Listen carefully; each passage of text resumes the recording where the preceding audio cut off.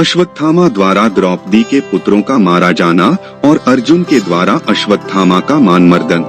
प्रिय मित्रों नमस्कार, आप सुन रहे हैं संपूर्ण श्रीमद् भागवत महापुराण की कथा। लेटेस्ट अपडेट पाने के लिए हमारे चैनल को सब्सक्राइब करें, लाइक और शेयर अपने मित्रों के साथ करें। धन्यवाद। श्री शौनक जी ने पूछा, सूत जी सर्वज्ञ एवं सर्वशक्तिमान व्यास भगवान ने नारद जी का अभिप्राय सुन लिया, फिर उनके चले जाने पर उन्होंने क्या किया? श्री सूत जी ने कहा, ब्रह्मंदी सरस्वती के पश्चिम तट पर शम्याप्रास नाम का एक आश्रम है।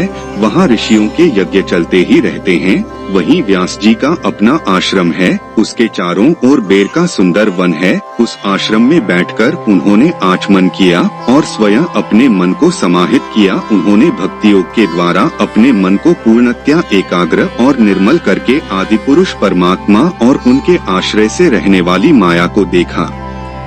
इसी माया से मोहित होकर यह जीव तीनों गुणों से अतीत होने पर भी अपने को त्रिगुणात्मक मान लेता है और इस मान्यता के कारण होने वाले अनर्थों को भोगता है। इन अनर्थों की शांति का साक्षात साधन है केवल भगवान का भक्ति योग, परंतु संसार के लोग इस बात को नहीं जानते। यही समझकर उन्होंने इस परमहंसों की संहिता श्रीमद्भागवत की रचना की। इसके श्रवण मात्र से पुरुषोत्तम भगवान श्री कृष्ण के प्रति परम प्रेममयी भक्ति हो जाती है, जिससे जीव के शोक, मोह और भय नष्ट हो जाते हैं। उन्होंने इस भागवत संहिता का निर्माण और पुनरावृत्ति करके इसे अपने निवृत्तिपरायण पुत्र श्री शुकदेव जी को पढ़ाया। श्री शौनक जी ने पूछा, श्री शुकदेव जी तो अत्यंत निवृत्तिपरायण हैं। उन्हें किसी भी वस्तु की अपेक्षा नहीं है। वे सदा आत्मा में ही रमण करते हैं। फिर उन्होंने किस लिए इस विशाल ग्रंथ का अध्ययन किया? श्री सूत जी ने कहा, जो लोग ज्ञानी हैं, जिनकी अविद्या की गांठ खुल गई है और जो सदा आत्मा में ही रमण करने वाले हैं, वे भी भगवान की हेतुरहित भक्ति किया करते हैं, क्योंकि भगवान के गुण ही ऐसे मधुर हैं जो सबको अपनी ओर खींच लेते हैं। फिर श्री शुकदेव जी तो भगवान के भक्तों के अत्यंत प्रिय और स्वयं भगवान वेदव्यास के पुत्र हैं। भगवान के गुणों ने उनके हृदय को अपनी ओर खींच लिया और उन्होंने उससे विवश होकर ही इस विशाल ग्रंथ का अध्ययन किया। शौनक जी, अब मैं राजर्षि परीक्षित के जन्म, कर्म और मोक्ष की तथा पांडवों के स्वर्गारोहण की कथा कहता हूँ, क्योंकि इन्हीं से भगवान श्री कृष्ण की अनेकों कथाओं का उदय होता है। जिस समय महाभारत युद्ध में कौरव और पांडव दोनों पक्षों के बहुत से वीर वीरगति को प्राप्त हो चुके थे और भीमसेन की गदा के प्रहार से दुर्योधन की जांघ टूट चुकी थी, तब अश्वत्थामा ने अपने स्वामी दुर्योधन का प्रिय कार्य समझकर द्रौपदी के सोते हुए पुत्रों के सिर काटकर उसे भेंट किए। यह घटना दुर्योधन को भी अप्रिय ही लगी, क्योंकि ऐसे नीच कर्म की सभी निंदा करते हैं। उन बालकों की माता द्रौपदी अपने पुत्रों का निधन सुनकर अत्यंत दुखी हो गई। उसकी आंखों में आंसू छलछला आए।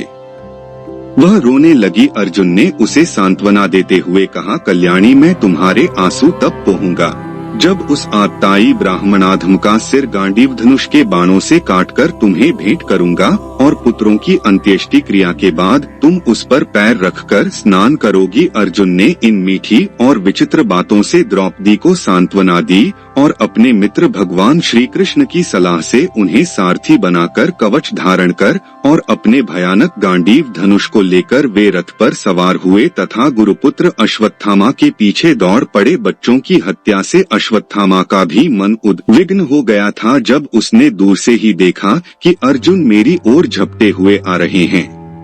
तब वह अपने प्राणों की रक्षा के लिए पृथ्वी पर जहाँ तक भाग सकता था, रुद्र से भयभीत सूर्य की भांति भागता रहा। जब उसने देखा कि मेरे रथ के घोड़े थक गए हैं और मैं बिल्कुल अकेला हूँ, तब उसने अपने को बचाने का एकमात्र साधन ब्रह्मास्त्र ही समझा। यद्यपि उसे ब्रह्मास्त्र को लौटाने की विधि मालूम न थी, फिर भी प्राण संकट देखकर उसने आचमन किया और ध्यानस्थ होकर ब्रह्मास्त्र का संधान किया। उस अस्त्र से सब दिशाओं में एक बड़ा प्रचंड तेज फैल गया। अर्जुन ने देखा कि अब तो मेरे प्राणों पर ही आ बनी है। तब उन्होंने श्री कृष्ण से प्रार्थना कि अर्जुन ने कहा, श्री कृष्ण, तुम सच्चिदानंद स्वरूप परमात्मा हो, तुम्हारी शक्ति अनंत है। तुम ही भक्तों को अभय देने वाले हो जो संसार की धधकती हुई आग में जल रहे हैं।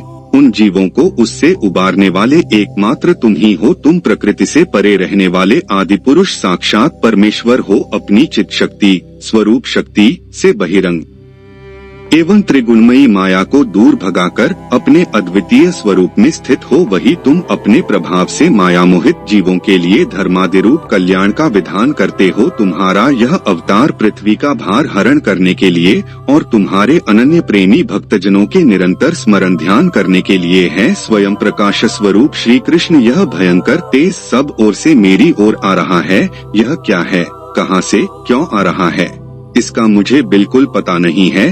भगवान ने कहा, अर्जुन यह अश्वत्थामा का चलाया हुआ ब्रह्मास्त्र है। यह बात समझ लो कि प्राण संकट उपस्थित होने से उसने इसका प्रयोग तो कर दिया है, परंतु वह इस अस्त्र को लौटना नहीं जानता। किसी भी दूसरे अस्त्र में इसको दबा देने की शक्ति नहीं है। तुम शस्त्रास्त्र विद्या को भली भांति जानते ही हो। ब्रह्मास्त्र के तेज से ही इस ब्रह्मास्त्र की प्रचंड आग को बुझा दो। सूत जी कहते हैं, अर्जुन विपक्षी वीरों को मारने में बड़े प्रवीण थे। भगवान की बात सुनकर उन्होंने आचमन किया और भगवान की परिक्रमा करके ब्रह्मास्त्र के निवारण के लिए ब्रह्मास्त्र का ही संधान किया। बाणों से वेष्टित उन दोनों ब्रह्मास्त्रों के तेज प्रलयकालीन सूर्य एवं अग्नि के समान आपस में टकराकर सारे आकाश और दिशाओं में फैल गए और बढ़ने लगे। तीनों लोकों को जलाने वाली उन दोनों अस्त्रों की बढ़ी हुई लपटों से प्रजा जलने लगी और उसे देखकर सबने यही समझा कि यह प्रलयकाल की सांवर्तक अग्नि है। उस आग से प्रजा का और लोकों का नाश होते देखकर भगवान की अनुमति से अर्जुन ने उन दोनों को ही लौटा लिया। अर्जुन की आंखें क्रोध से लाल लाल हो रही थीं। उन्होंने झपटकर उस क्रूर अश्वत्थामा को पकड़ लिया और जैसे कोई रस्सी से पशु को बांध ले वैसे ही बांध लिया। अश्वत्थामा को बलपूर्वक बांधकर अर्जुन ने जब शिविर की ओर ले जाना चाहा, तब उनसे कमलनयन भगवान श्री कृष्ण ने कुपित होकर कहा, अर्जुन इस ब्राह्मणाधम को छोड़ना ठीक नहीं है, इसको तो मार ही डालो। इसने रात में सोए हुए निरपराध बालकों की हत्या की है। धर्मवेत्ता पुरुष असावधान, मतवाले, पागल, सोए हुए बालक, स्त्री, विवेक ज्ञान शून्य, शरणागत, रथहीन और भयभीत शत्रु को कभी नहीं मारते, परंतु जो दुष्ट और क्रूर पुरुष दूसरों को मारकर अपने प्राणों का पोषण करता है, उसका तो वध ही उसके लिए कल्याणकारी है। क्योंकि वैसी आदत को लेकर यदि वह जीता है तो और भी पाप करता है और उन पापों के कारण नरकगामी होता है। फिर मेरे सामने ही तुमने द्रौपदी से प्रतिज्ञा की थी कि मानवती जिसने तुम्हारे पुत्रों का वध किया है, उसका सिर मैं उतार लाऊंगा। इस पापी कुलांगार आत्ताई ने तुम्हारे पुत्रों का वध किया है और अपने स्वामी दुर्योधन को भी दुख पहुँचाया है, इसलिए अर्जुन इसे मार ही डालो। भगवान श्री कृष्ण ने अर्जुन के धर्म की परीक्षा लेने के लिए इस प्रकार प्रेरणा की, परंतु अर्जुन का हृदय महान था। यद्यपि अश्वत्थामा ने उनके पुत्रों की हत्या की थी, फिर भी अर्जुन के मन में गुरुपुत्र को मारने की इच्छा नहीं हुई। इसके बाद अपने मित्र और सारथी श्री कृष्ण के साथ वे अपने युद्ध शिविर में पहुँचे। वहाँ अपने मृत पुत्रों के लिए शोक करती हुई द्रौपदी को उसे सौंप दिया। द्रौपदी ने देखा कि अश्वत्थामा पशु की तरह बांधकर लाया गया है। निंदित कर्म करने के कारण उसका मुख नीचे की ओर झुका हुआ है। अपना अनिष्ट करने वाले गुरुपुत्र अश्वत्थामा को इस प्रकार अपमानित देखकर द्रौपदी का कोमल हृदय कृपा से भर आया और उसने अश्वत्थामा को नमस्कार किया। गुरुपुत्र का इस प्रकार बांधकर लाया जाना सती द्रौपदी को सहन ही हुआ। उसने कहा, छोड़ दो इन्हें, छोड़ दो, ये ब्राह्मण है, हम लोगों के अत्यंत पूजनीय हैं, जिनकी कृपा से आपने रहस्य के साथ सारे धनुर्वेद और प्रयोग तथा उपसंहार के साथ संपूर्ण शस्त्रास्त्रों का ज्ञान प्राप्त किया है। वे आपके आचार्य द्रोण ही पुत्र के रूप में आपके सामने खड़े हैं। उनकी अर्धा कृपी अपने वीर पुत्र की ममता से ही अपने पति का अनुगम नहीं कर सकी। वे अभी जीवित हैं। महाभाग्यवान आर्यपुत्र, आप तो बड़े धर्मज्ञ हैं। जिस गुरुवंश की नित्य पूजा और वंदना करनी चाहिए, उसी को व्यथा पहुंचाना आपके योग्य कार्य नहीं है। जैसे अपने बच्चों के मर जाने से मैं दुखी होकर रो रही हूँ और मेरी आँखों से बार बार आंसू निकल रहे हैं, वैसे ही इनकी माता पतिव्रता गौतमी न रोए। जो उच्छृंखल राजा अपने कुकृत्यों से ब्राह्मण कुल को कुपित कर देते हैं, वह कुपित ब्राह्मण कुल उन राजाओं को सपरिवार शोकाग्नि में डालकर शीघ्र ही भस्म कर देता है। सूत जी ने कहा, शौनकादि ऋषियों, द्रौपदी की बात धर्म और न्याय के अनुकूल थी, उसमें कपट नहीं था, करुणा और समता थी। अतएव राजा युधिष्ठिर ने रानी के इन हित भरे श्रेष्ठ वचनों का अभिनंदन किया। साथ ही नकुल, सहदेव, सात्यकी, अर्जुन, स्वयं भगवान श्री कृष्ण और वहाँ पर उपस्थित सभी नर नारियों ने द्रौपदी की बात का समर्थन किया। उस समय क्रोधित होकर भीमसेन ने कहा, जिसने सोते हुए बच्चों को न अपने लिए और न अपने स्वामी के लिए बल्कि व्यर्थ ही मार डाला, उसका तो वध ही उत्तम है। भगवान श्री कृष्ण ने द्रौपदी और भीमसेन की बात सुनकर और अर्जुन की और देखकर कुछ हंसते हुए से कहा, भगवान श्री कृष्ण बोले, प्रतित ब्राह्मण का भी वध नहीं करना चाहिए और आत्ताई को मार ही डालना चाहिए। शास्त्रों में मैंने ही ये दोनों बातें कही हैं, इसलिए मेरी दोनों आज्ञाओं का पालन करो।